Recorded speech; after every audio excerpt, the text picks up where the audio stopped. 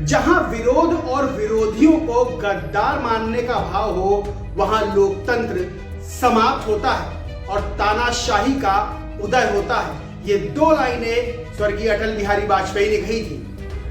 नमस्कार, मेरा नाम है अजय सिन्हा और आप देखना शुरू कर चुके हैं द पॉलिटिकल टेस्ट। जल्दी से चैनल को सब्सक्राइब कर लीजिए क्योंकि आज बहुत बड़े मुद्दे पर बात करने जा रहा हूं। ये चंद लाइनें पहले आपको सुना देता हूं। बदलना है तो अब हालात बदलो, ऐसे नाम बदलने से क्या होता है।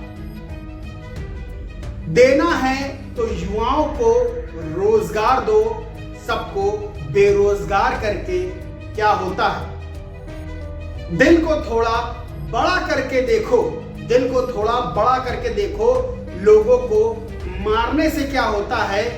कुछ कर नहीं सकते तो कुर्सी छोड़ दो, बात बात पर डराने से क्या होता है।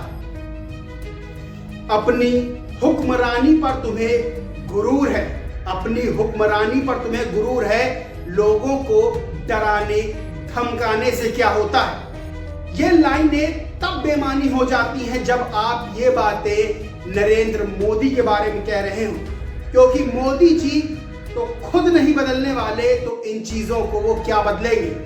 आज ये लाइनें संसद में कांग्रेस अध्यक्ष मल्लिकार्जुन खड़गे ने मोदी जी के लिए कही, लेकिन नरेंद्र मोदी तो नरेंद्र मोदी हैं, वो ना खुद बदले थे ना वो बदलेंगे।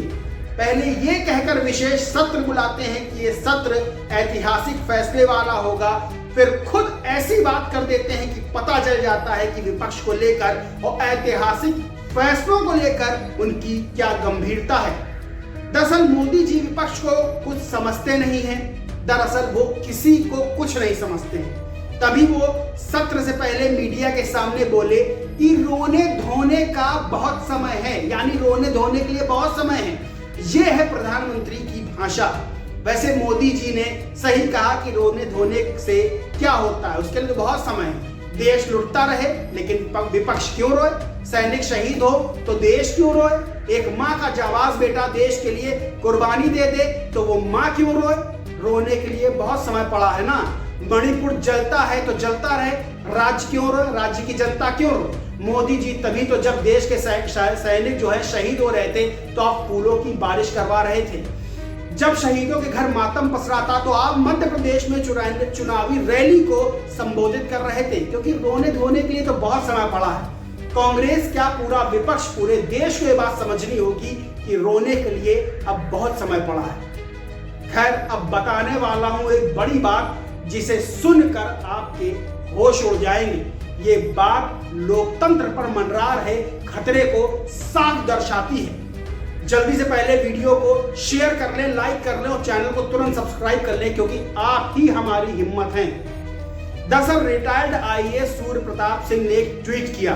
ट्वीट की गंभीरता बहुत है। उन्होंने लिखा कि ईसी बिल में संशोधन सरकार का असंवैधानिक अनैतिक कदम नहीं तो और क्या। सीजीआई का इतना डर कि संसद का विशेष सत्र बुलाना पड़ा।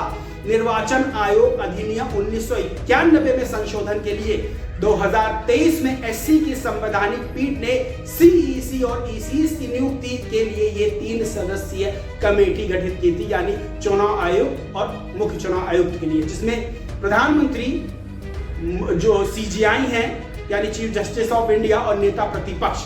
सरकार प्रस्तावित बिल में सीजीआई को हटाकर एक मंत्री को रखना चाहती है। इसकी मंशा क्या हो सकती है। चुनाव आयोग को मुट्ठी में करना यानी धांधली करवाना, या फिर सीजीआई की ईमानदारी से डर, यानी सरकार को सीजीआई की ईमानदारी से डर है।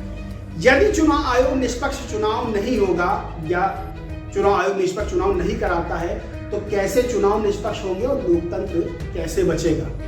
बता दें, अगर सरकार किसी भी तरह से मुख्य चुनाव आयोग और चुनाव आयुक्तों की नियुक्ति में किसी तरह का बदलाव करती है तो ये लोकतंत्र पे बहुत बड़ा खतरा होने वाला है। मोदी सरकार पर विपक्ष लगातार ये आरोप लगाता रहा है कि मोदी सरकार लोकतंत्र को खत्म करना चाहती है। वहीं अगर इस तरह के बिल संसद में पेश हो गए तो लोकतंत्र शायद ही बचे। वैसे भी मोदी जी कह रहे हैं कि रोने धोने के लिए बहुत समय पड़ा हुआ है। देखिए, जिस तरह से लगातार बीजेपी को हर चुनाव में हार का सामना करना जो है पड़ रहा है, उससे ये तो साफ हो गया है कि 2024 के लोकसभा चुनाव में बीजेपी को करारी हार मिलने वाली है। ये पक्का है और ये जो समय चल रहा है वो बता रहा है। वहीं मध्य प्रदेश, छत्तीसगढ़ और राजस्थान में जो विधानसभा चुनाव होने वाले हैं उसमें बीजेपी हार की तरफ बढ़ रही है। वो खाली कुर्सियां देख के पता चल गया। मणिपुर जैसे राज्य जहां बीजेपी की सरकार है वो उससे संभल नहीं रहे। मोदी जी कह रहे हैं कि रोने धोने के लिए बहुत समय पड़ा है। मणिपुर में लगातार हिंसा हो रही, कई दिन से हिंसा हो रही है। अब पुलिस कर्मियों को भी निशाना बनाया जा रहा, मारा जा रहा है, लेकिन रोने धोने के लिए बहुत समय पड़ा।